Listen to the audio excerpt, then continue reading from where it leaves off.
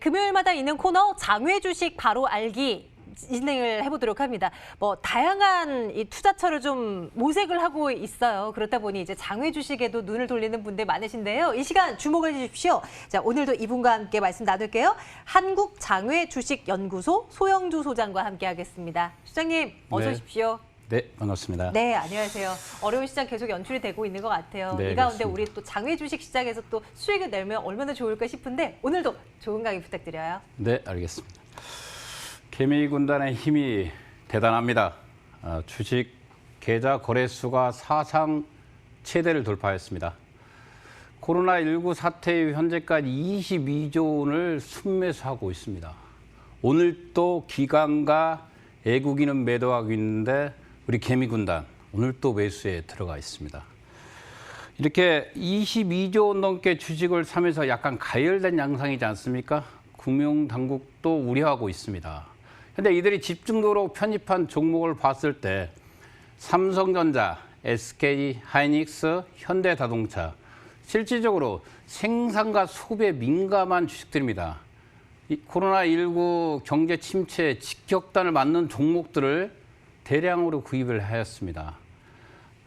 개인들의 무차별적인 매수 형태는 다시 한번 생각할 필요가 있습니다.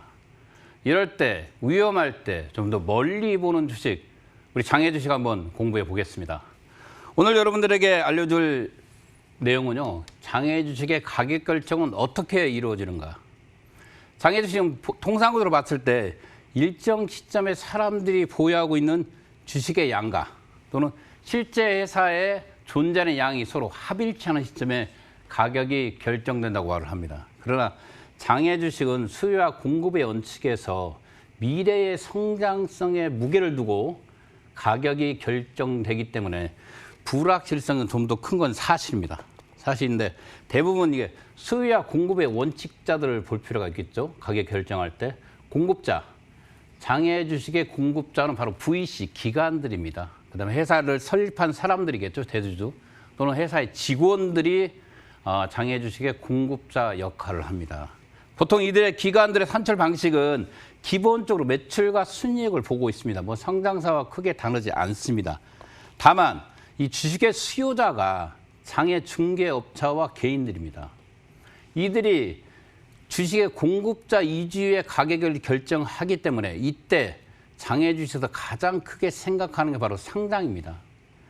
상장 여부에 따라서 가격의 결정은 크게 좌지우지되고 있는 건 사실입니다. 그래서 양자 가격 결정에서는 공급자와 수요자의 가격 결정에서 과연 이 주식이 상장됐을 때와 안 됐을 때를 확인할 필요가 있습니다. 이게 가장 결정적으로 장외 주식 가격 결정에는 상장이라는 테마, 이 상장이 없으면 할 이유가 없습니다.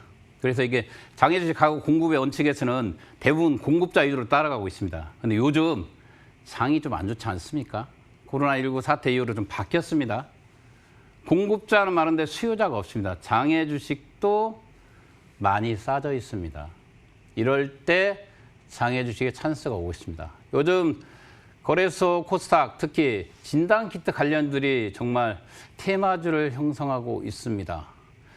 얼마 전에 많은 개인들이 추격 매수를 따지고 있는데 요즘 조정장에 들어간 모습을 보여주고 있는데 진단키트의 90%는 바로 이 장외 주식에 있습니다.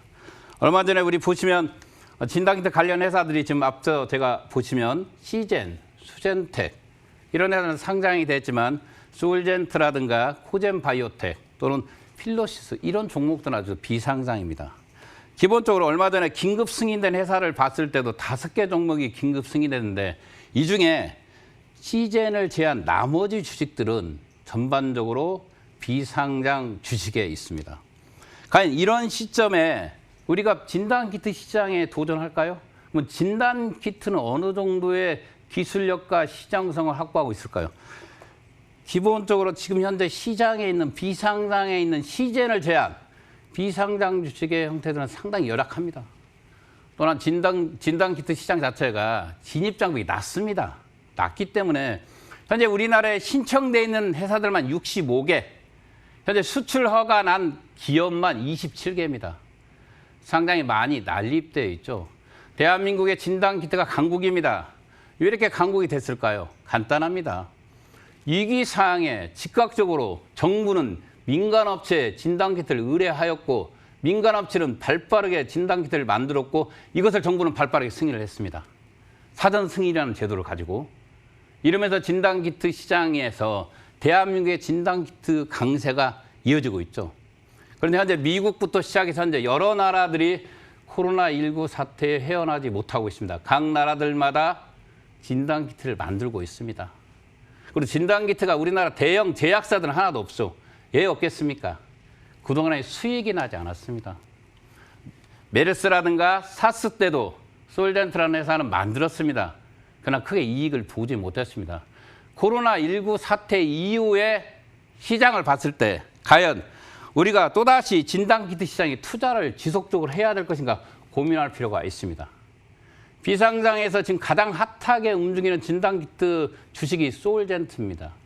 이 솔젠트를 자세히 들여다보면 제가 의아스러운 점이 하나 있었습니다. 주주의 구성을 한번 살펴봤죠. EDDC 상장되어 있습니다. 상장되는 EDDC 주식이 이 솔젠트의 지분 16%를 들고 있다는 이유로 급등했습니다. 요즘 하루 이틀 사이에 한 2, 3일 조정을 장을 받고 있습니다. 그러나 밖에 있는 솔젠트 장의 주식은 더 급등했습니다. 1,500원에 거래되는 주식이 순간적으로 4,000원, 4,000원에서 만원, 만원에서 18,000원, 18,000원의 순간 이틀, 3일 만에 300% 폭등을 했습니다. 또다시 요 근래 진단키트 시장이 조정받으면서 다시 만원대로 내려와 있습니다. 정말 널뛰기를 하고 있습니다. 그러나 이 회사의 지분 구조를 봤을 때 EDC 이게 2016년도까지는 감사 보고서가 있었습니다. 솔젠트가. 그러나 2017년, 18년부터는 없습니다. 이유는 간단합니다. 재정 상태가 썩 좋지는 않습니다. 그다음에 지분 구조로 보시면 알겠지만 현재 회사의 대표이사들은 주식이 전혀 없습니다. 아마 EDDC도 이후에 16%를 편입한 것 같습니다. 이게 2016년도의 자료인데 현재 기타 개인 주주가 73%입니다. 개인들이 좌지우지하고 있는 회사라는 겁니다.